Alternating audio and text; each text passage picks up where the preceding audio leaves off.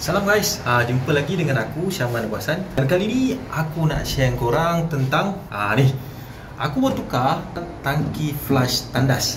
Masalah yang biasa berlaku bila kita tukar tangki flush tandas adalah bila kita tukar, kau tengok. So ini lubang asal dia tau. Lubang asal yang mana flush tandas sebelum ni lebih tinggi. Saiz dia dah tak sama. So kita terpaksa buat lubang baru. Yang jadi masalah besar bila kita tukar flush tandas baru yang ini. Ini pun aku dah tukar.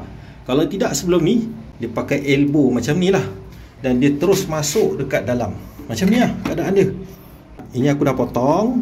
Aku ganti dengan yang jenis ini. Benda ni rapat kot. Ni dengan ni macam nak bersambung. Dan yang ini pula aku pasang jenis yang ini. Yang ni tangki dah rendah, lubang pun dah rendah. Yang ini asal lagi tinggi daripada lubang yang sedia ada. So macam nak buat? Jom.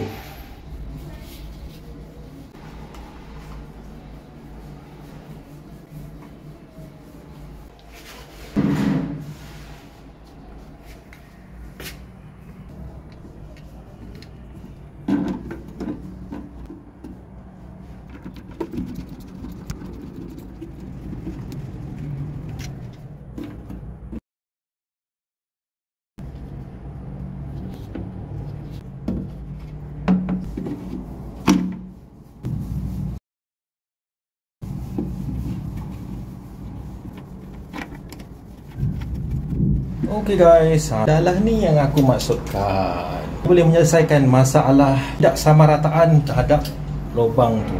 So nak sambung agak leceh, kita pakai flexible hose. Flexible hose ni kau boleh dapat dekat mana-mana hardware, ataupun kau boleh beli dekat Mr. DIY. Ini aku beli kat Mr. DIY. So boleh beli kat Mr. DIY ikut kepanjangan. Yang ini 3, aku ambil yang ini saiz 40 cm. Ada yang lagi panjang, ada lagi pendek. Ini ngam-ngam lah untuk yang ketinggian jarak macam tu.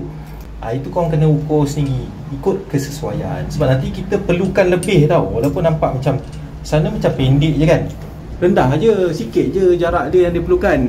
Kita perlukan benda ni sebab dia untuk lengkungan nanti. Satu masuk macam ni dan satu masuk macam ni. Sebab itulah perlukan panjang. Biar lebih tak apa, jangan kurang. Jom kita pasang. Untuk ni, hose ni sebenarnya korang tak perlu kot nak letak white tape dekat thread ni.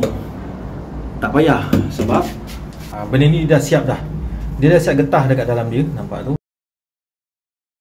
Yang mana getah hitam ni boleh mengelakkan masalah leaking bila kita pasang nanti.